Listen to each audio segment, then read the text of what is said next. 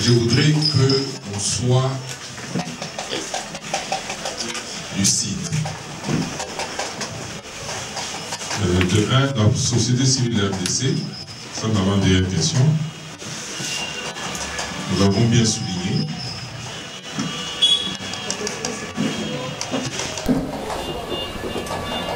Quelle instance où on éveille la conscience collective du peuple congolais. Le peuple souverain, au regard de l'article 5 de la Constitution, au regard des articles 5 et 58 de notre Constitution, les articles 37 et 58, ce peuple a le droit de bénéficier du patrimoine de l'État et également de le contrôler. Les acteurs politiques, aussi bien les acteurs des institutions publiques, nous représentent, nous, le peuple.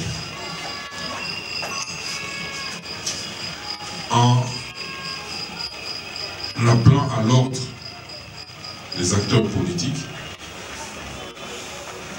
nous ne nous départissons pas de notre mission. J'en viens à la dernière question. Les 4 personnalités citées qui ont entrepris des actions de déclaration la semaine dernière, curieusement, à un moment où la pression des FARDC sur l'ennemi, d'abord le pays est agressé, c'est ici, dans cette salle, où nous avions levé l'option de la guerre. Nous étions dit, nous devons faire la guerre au Rwanda. Pourquoi? Parce que trop, c'est trop. Cette guerre-là qui est trop durée. Et l'opinion publique congolaise nous a emboîté le pas. Il y a eu des manifestations, il y a eu des actions. Il y a eu un regain de confiance dans notre armée.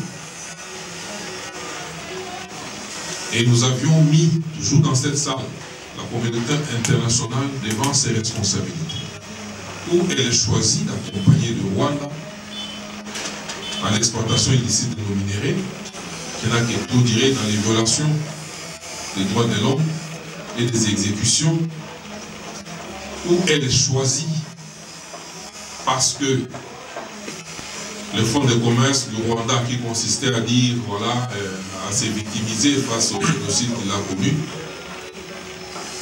et surtout à réguler qu'il y aurait des FDLR sur notre territoire alors qu'il est entré à plusieurs reprises pour les pourchasser. Et n'a jamais mis fin à leur présence, selon lui, parce qu'il prétend qu'ils existent encore, alors que nous n'en voyons pas. Et que le 23, nous avions souligné ici, un 23 égal à armée rwandaise. Et le peuple congolais, pendant qu'il est mobilisé, pendant que le Rwanda est complètement laminé, voilà qu'une intelligence nuisible qui a pour mission d'affaiblir le pouvoir ici à l'intérieur. Brusquement et curieusement, il y a des acteurs importants qui se réveillent en ce moment pour tirer à boulet rouge sur les porte-étendards de la nation, le fer de lance de l'action contre la guerre à l'Est, de moraliser, de les déstabiliser mentalement et de jeter l'anathème sur tout ce qui se passe, qui se fait en ce moment, de jeter le doute dans l'opinion, de désactiver l'opinion, de désactiver la population. Ce n'est pas par hasard. Nous devons dire les choses clairement, ce n'est pas par hasard. Ici, je voudrais dire, pour répondre à la question,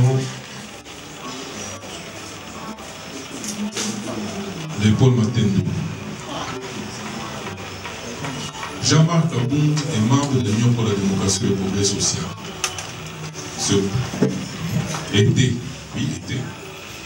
Ce parti a évolué jusqu'à s'hisser au pouvoir. Il y avait eu beaucoup de problèmes à lui, de perses, des bagarres, de ceci et tout ça, mais cela s'est déroulé dans un cadre privé. Parti politique, qui est un fait privé.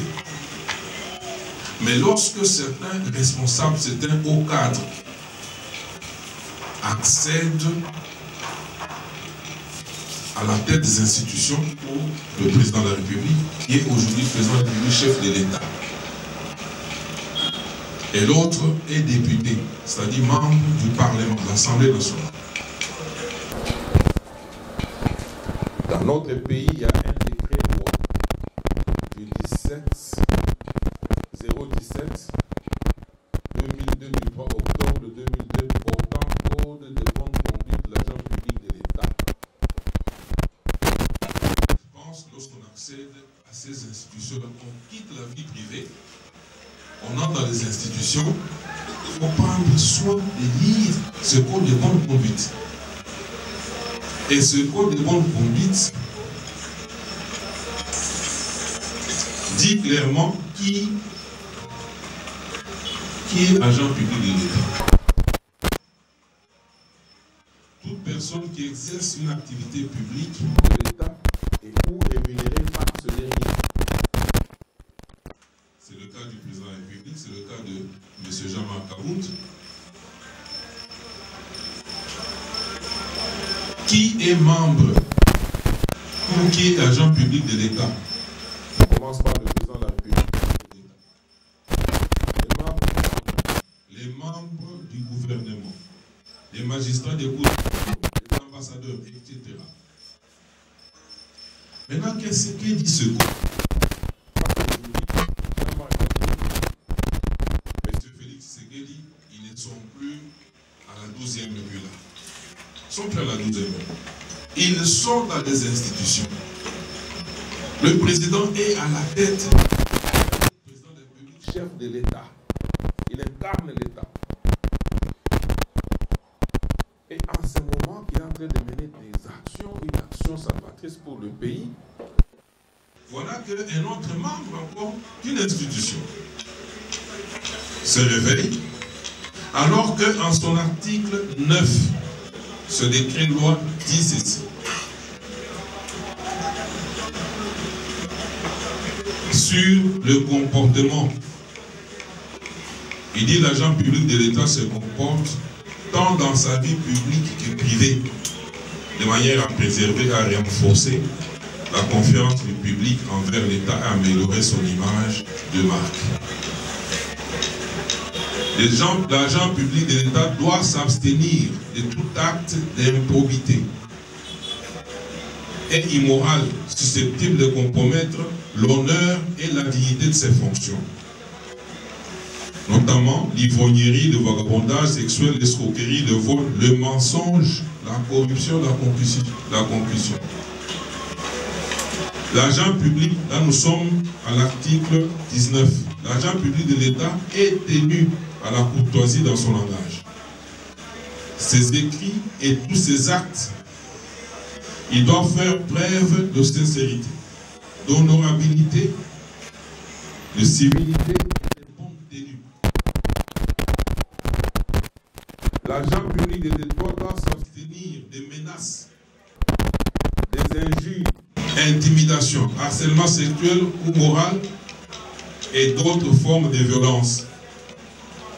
Et l'article 20 dit, l'agent public de l'État doit faire preuve d'une grande disponibilité vis-à-vis de sa hiérarchie et du public. L'article 22 va, en son alinéa 3, va plus loin. L'agent public de l'État doit toujours faire preuve en toutes circonstances d'objectivité, d'impartialité et de loyauté envers sa hiérarchie. J'espère que vous me suivez. Si M. Kabound était simple membre de l'UDPS, simplement une presse. Oui, ça serait un fait privé, ça c'est pas notre problème. Nous, société civile, nous incarnons la conscience collective de l'État. Et lorsque deux acteurs importants, l'un est au sommet de l'État, c'est-à-dire il incarne l'État, il a préséance du point de vue hiérarchique par rapport à l'autre. On voit celui-là oublier que maintenant là, il est député national, il est agent public de l'État, il s'en prend à son supérieur, comme s'ils étaient dans la rue, comme s'ils étaient dans un parlement debout. Et là, il tombe sous le coup du décret loi 017-2022. Et cela a été fait pour préserver l'image de l'État. Et voilà qu'aujourd'hui, nous sommes en pleine guerre. Et de telles déclarations, dire que voilà, il y a démoraliser même nos militaires. La population qui est debout derrière le chef de l'État, derrière les FARDC, va se dire mais non, je suis en train de soutenir. Je dois laisser tomber. Et voir des grandes personnalités en ce moment se réveiller comme un seul homme. La Seigneur vient de travailler pour nous. Elle vient à respecter les délais constitutionnels. Mais on nous parle déjà, non, si jamais on va faire la guerre. On va faire la guerre contre qui? Avec quelle armée? Si ce n'est que ces mêmes M23 là, où tous ces mouvements négatifs, toutes ces rébellions qui sont à l'Est là-bas, peut-être qu'on a...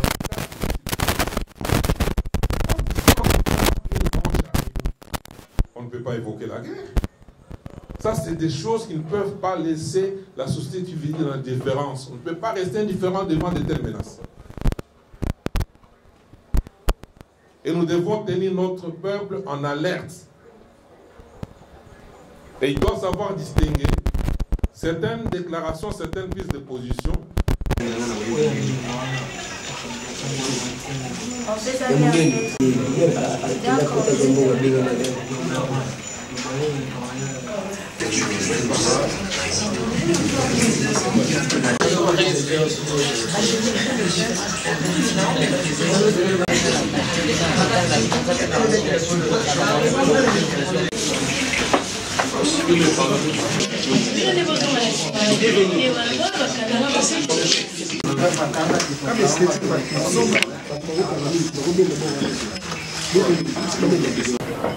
Merci bien, monsieur le coordonnateur général. Tozomona Banda Mikolomi Sato Milekiawa et Telemi Moko contre régime Ezo Kamba Mboka. Ezo Lukakoboma Yango na tango population mobimba elingami sima ya FARDC pona kolonga guerre na Estia Mboka na biso. Société civile ya RDC, molobeli ya makanisi ya peuple, elobite oyo ezo salema ezali ya bobungi te. Tokoki kutu koloba te maboko ya mbindo esimbi banguna na kati ya mboka pe na libanda. To banda na Jean-Marc Kabunda oyo alakisi penza bobungi na miso ya mutu nyonso ya Bwania. Secrétaire général ya UDPS Tikokoba président AI ozobuma ndako oyo ekolisa yo. Nani oyo azali na makanisi akoki kondima ezaleli ya bongo. Alobite azali mwana ya Etienne Tshisekedi. Mais ya Chichi aswana na bakamarade na ye ya bafondateur na UDPS mbala ebele. Mais atikala jamais kosundola parti. Tolandisi na maloba ya Franck Diongo. Fatine abimisa ye na motambu ya Kabila. Mekokamwa mibumisa to eleki nde omoni te régime oyo yango te. Pe okoti na molongo ya batu oyo bazoloba te bokonzi ya mboka na biso eite. Nzambe aza munene. Grâce ya pour tozali na démocratie ya solo solo oyo moto nyonso akoki koloba makanisi na ye oyo motema na ye esepeli koloba sans que bapekisa ye to balandela ye. Nalandisi na docteur Mukwege oyo asanzi diplomatie régionale ya Fachi sans koyeba te makambo ezokende malembe malembe. Ezali lokola match ya football okosepela kotia mingete ebele noki noki nzokande ezali mosala ya lisanga mobimba oyo esengaka patience. Tokoloba na prix Nobel na biso te ndembo ezali eloko ya mbala kaka te esengaka stratégie kino longa adversaire na yo.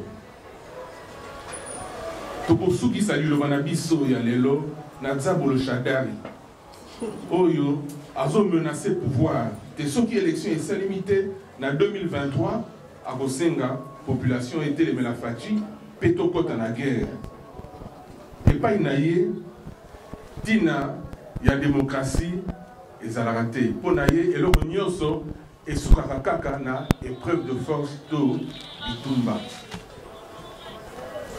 Bandeko bapanzi sango société civile ya RDC esengi na bino te botelemela masolo ya mboka ya tina pe bosolo bowolola ba oyo bazoluka komisala kombo na kofinga to kogangaka pamba pamba.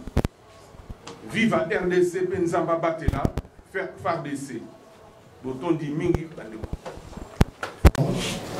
Qu'est-ce que vous reprochez à Jean-Marc Aboud? Son départ de l'UDPS ou son discours? Parce que, comme vous le savez, l'UDPS a eu des cofondateurs.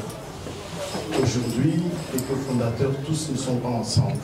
Sinon, on ne parlerait pas de l'UDPS Chibala, l'UDPS Kibasa Madiba.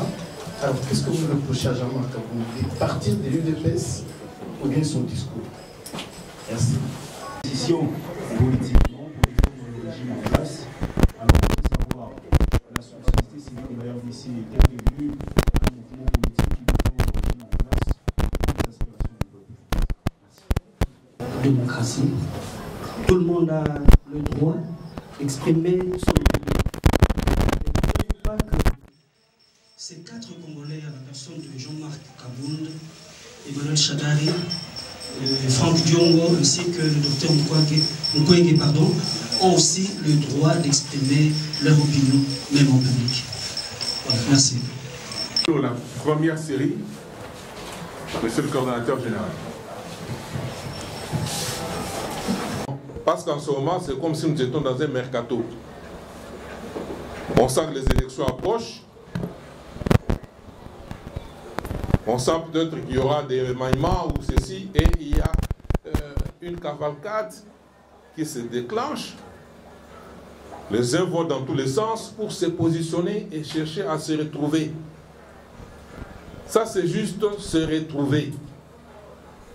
C'est juste servir peut-être une main noire qui sera en train, qui s'attend en difficulté, pousse maintenant sur tous les pions internes pour dire voilà le moment, réveillez-vous et puis bougez.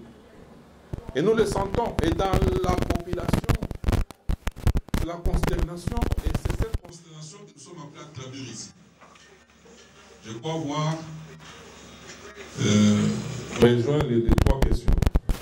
Les 4 Congolais sont des citoyens congolais, et comme tout Congolais constitutionnellement,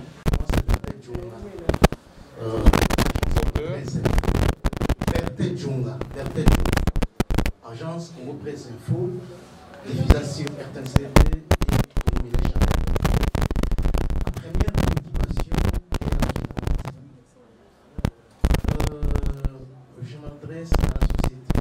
Quelle est la vie noire en question? Puisqu'on est en société civile. Et ma deuxième question, je vais la poser à Nina. Pour la Kolobaki. Balobaka le linge sale, c'est la grande famille. Ils allaient peine à Koyoka, président Tangaouti Koloba, comme dans la tête Tangaouti Koloba. Que Bandeko Moussou Oyo Balobaki, Basalaki jadis, côté, il y a pouvoir. Et pour le moment, l'expression de Bango, ils ont là qui ça clairement que Bakatinga Mboa. est-ce qu'il n'y a pas une autre voie de chercher la paix, les approcher, parler avec les... Merci. Deuxième question. N'est-il pas opposant syndiqué pour distraire l'opposition?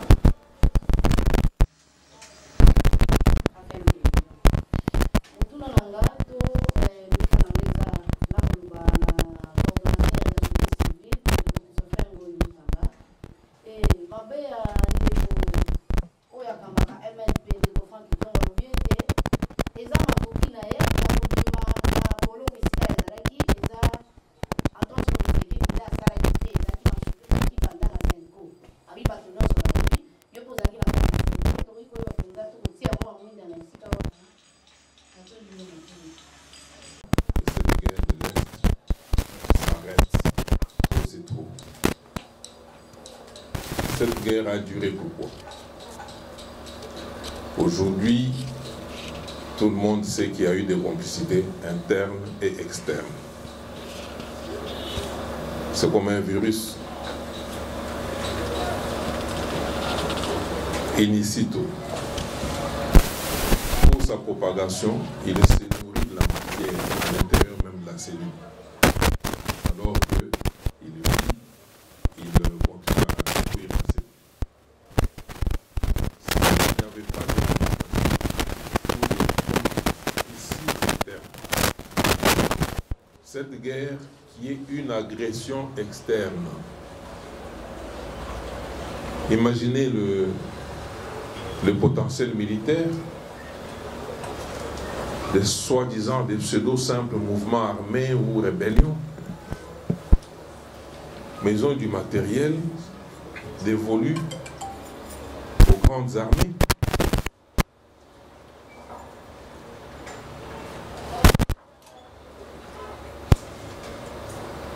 Lorsque Paul Kagame, répondant à une question des journalistes, il leur dira peut-être que vous n'êtes pas mieux informés. Moi, j'ai réussi à infiltrer la République.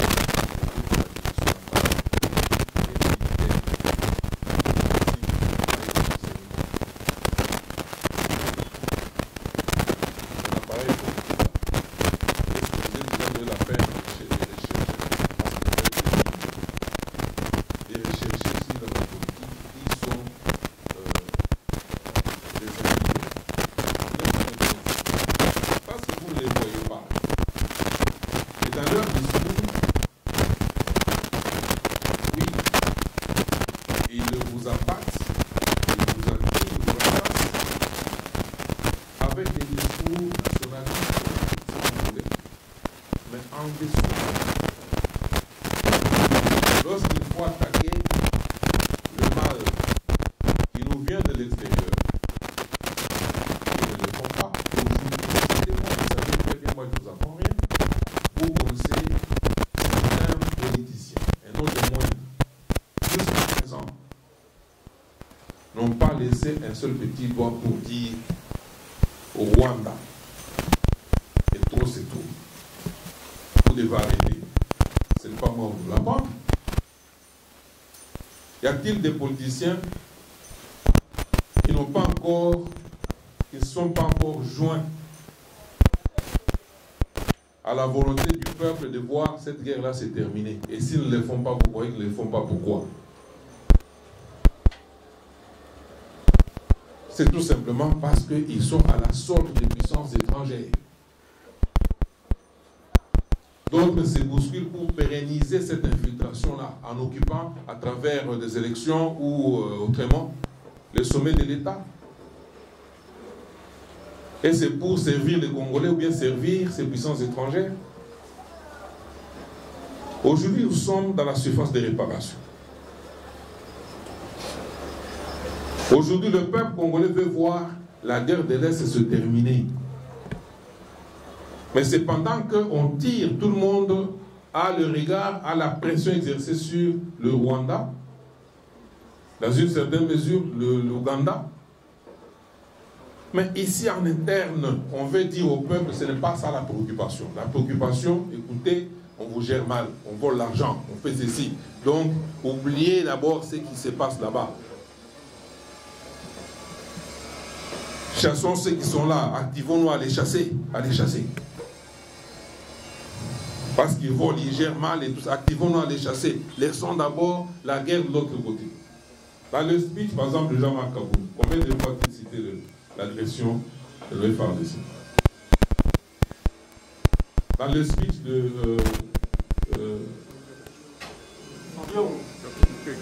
Mukwege, il en parle, mais superficiellement. Mais le docteur Mukwege, que je connais personnellement, il a une capacité de pression.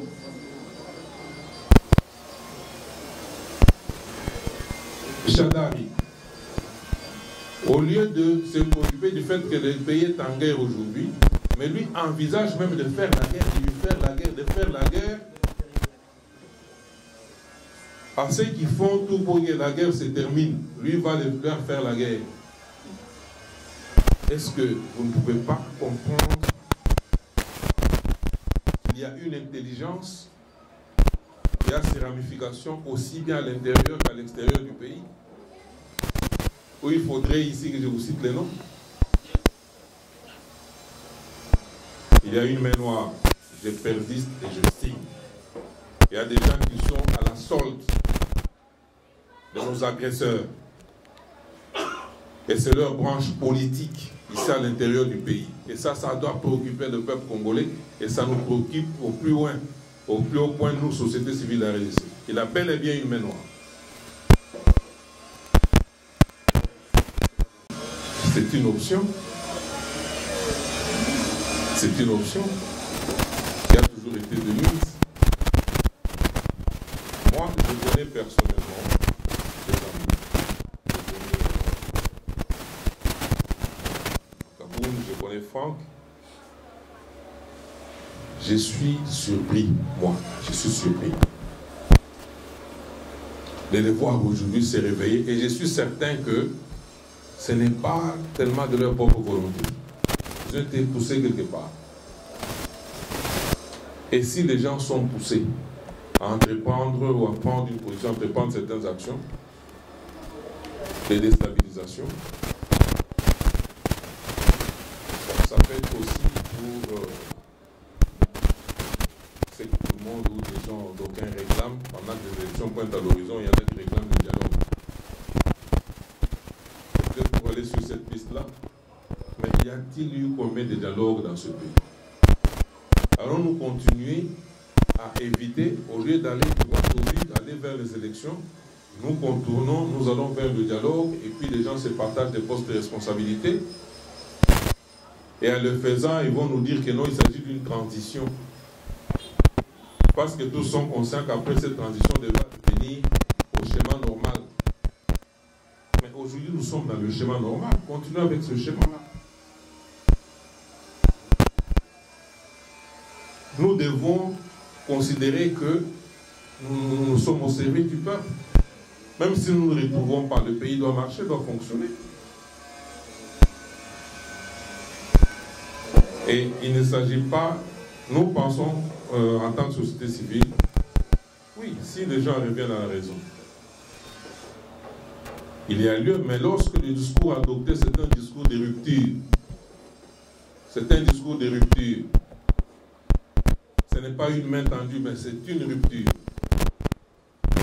Il est très difficile d'envisager que les uns s'en en famille pendant que les uns ont des couteaux, d'autres ont des armes, donc des armes à feu cachées dans leurs habits. Là, nous sentons qu'il y a une haine, une hargne, et ce n'est pas propice à favoriser le dialogue.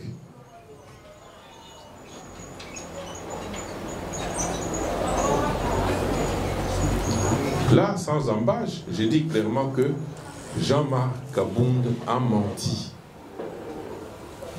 Je le dis bien, il a menti. Il a menti. Parce que vous me demandez de dire si ce qu'il a dit là, il a dit vrai, ou dans cette mesure, tout ça. Il a menti. Et lorsque on est dans le mensonge, ou lorsque les prémices possèdent un mensonge, tout le reste est corrompu. Là, je le dis clairement, tout le reste est corrompu. Moi, je l'ai côtoyé. Moi, je suis né au Katanga, je croyais que c'était un Katangais. Mais un jour, j'étais surpris de voir lui-même dire que, en tout cas, il articulait le Tshilombo aussi bien qu'un Moulouba normal. C'était dans le bureau du président Tshisekedi. Et je dis, lui-même connaît le jour. J'étais surpris. Et quelqu'un lui a demandé, mais toi tu es Katangais, tu ne peux pas te permettre de corriger un Moulouba pour voir mal parler. Il doit être au cas en disant qu'il maîtrise bien le Tshilombo et tout le monde qui est. Et moi je suis né au Katanga, je vois bien son swahili. C'est ce jour-là que j'ai vu.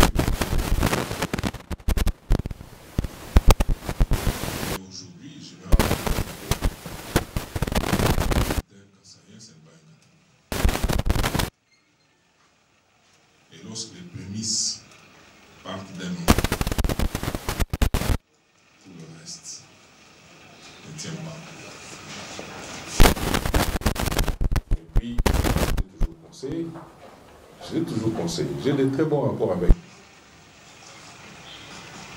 Et je lui ai toujours dit que l'UDPS c'est un patrimoine. Pourquoi? Parce que l'UDPS a une histoire. Nous étions tout jeunes. Étudiants, on a partisé avec les 13 parlementaires. Nous avons été dans l'UDPS. Nous avons mené des actions. Nous avons des morts.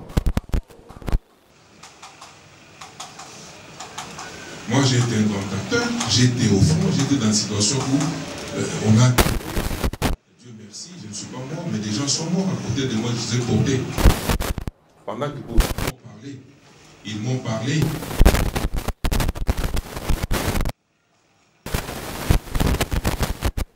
Une des personnes l'histoire de l'UDPS ne commence pas entre...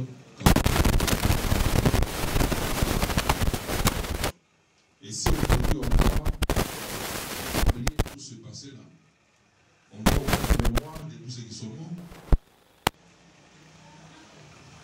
Mais il y a des gens qui ont souffert. La dictature de Mobutu n'était pas comparable, avec ce que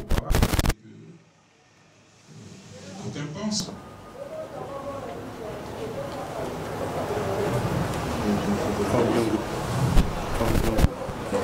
C'est pas grâce à Fachi qu'il est sorti. Non, Franck Diongo dit que c'est pas grâce à Fachi qu'il est sorti de la prison. Mais lui, quand il était en prison, moi j'ai été au dialogue la 5 août. La veille de l'arrestation de Franck Diongo, au moment où on planifiait de l'arrêter, je l'ai appelé. Parce que j'avais eu une fuite d'informations. Je l'ai appelé, je lui ai dit, fais attention. Je sens qu'il y a quelque chose qui s'articule. On cherche à mettre la main sur vous.